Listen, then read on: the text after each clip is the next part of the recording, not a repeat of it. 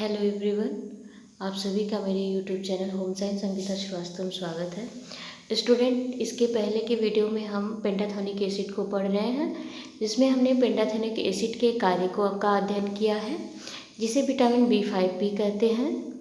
आज हम इस वीडियो में विटामिन B5 अर्थात पेंटाथोनिक एसिड की कमी का प्रभाव पढ़ेंगे। तो पेंटाथोनिक एसिड की कमी से पेट में मरोड़ देकर दर्द होता है, अनिद्रा, कमजोरी, चिड़चिड़ापन होता है। विटामिन B5 के प्राप्ति के स्रोत में सबसे रिच सोर्स होता है सूखा खमीर। इसके अतिरिक्त यकृत, चावल की ऊपरी परत, अंडे का पीला भाग, अंकुरित गेहूँ, रॉयल जेली और मधुमक्खी से प्राप्त होता है, जो रॉयल जेली से विटामिन B5 अधिक मात्रा में पाया जाता है। स्टूडेंट, B5 हमारा विटामिन इस तरह से कंप्लीट हुआ और आज हम विटामिन B6 का अध्ययन करेंगे, जिसे कई नामों से जाना जाता है। इसे हम पायरिडॉक्सिन भी कहते हैं। क्या कहते हैं? पायरिडॉक्सिन भी कहते हैं। इसकी कुछ विशेषताएं इस प्रकार से हैं। विटामिन B6 को कई नामों से जाना जाता है।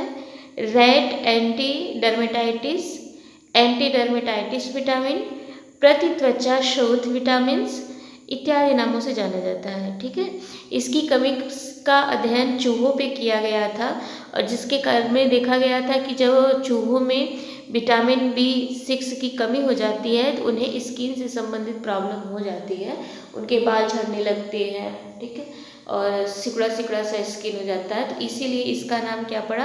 Red antidermatitis vitamin. ठीक है, इसके बाद इसकी कुछ खास विशेषताएं होती हैं। विटामिन B6 चर्म रोग के उपचार में उपयोगी होता है, पहली बात।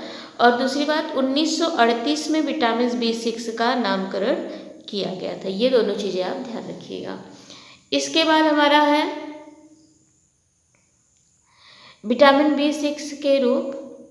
तो विटामिन B6 के 3 रूप होते हैं, पायरिडॉक्सिन, पायरिडॉक्सोल और पायरिडॉक्सीएमीन। ठीक है, इसमें जो है एमिनो ग्रुप होता है। एमिनो क्या है? एमिनो एसिड का नाम आपने प्रोटीन में सुना था। प्रोटीन की सबसे छोटी इकाई एमिनो एसिड होती है, तो वही एमिनो एसिड ग्रुप इसमें जुड़ा होता है। अगर आपसे प्रश्न किया जाए, अक्सर प्रश्न आता है कि विटामिन B6 का सबसे सक्रिय रूप कौन सा होता है, तो आपका आंसर आएगा पायरिडॉक्सोल।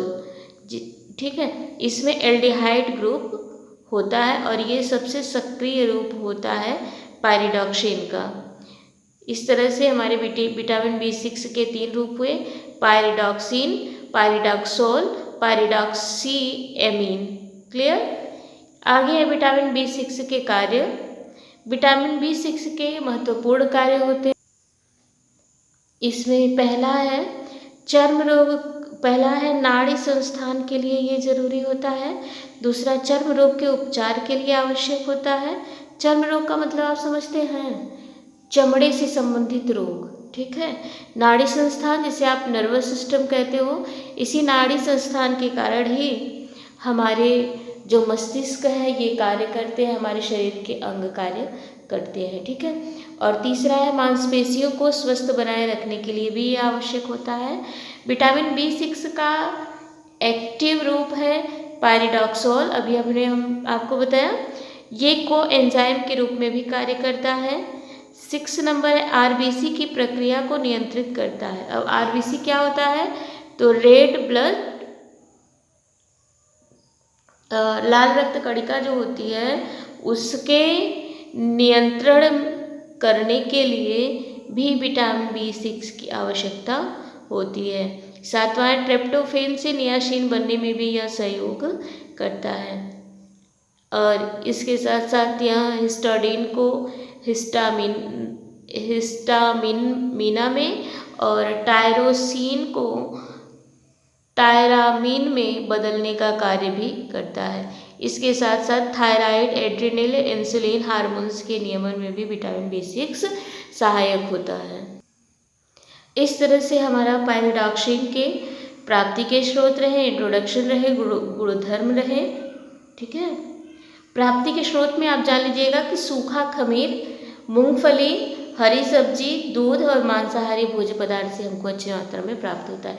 देखिए विटामिन बी का जितना भी समूह है, जितने भी सदस्य हैं इसमें, सबकी अच्छी प्राप्ति का स्रोत है सूखा खमीर। विटामिन बी का सबसे अच्छा सोर्स क्या होता है? सूखा खमीर। ठीक है, इस तरह से आज का हमारा ये क्लास कंप्लीट होता है। Thank you for watching my video.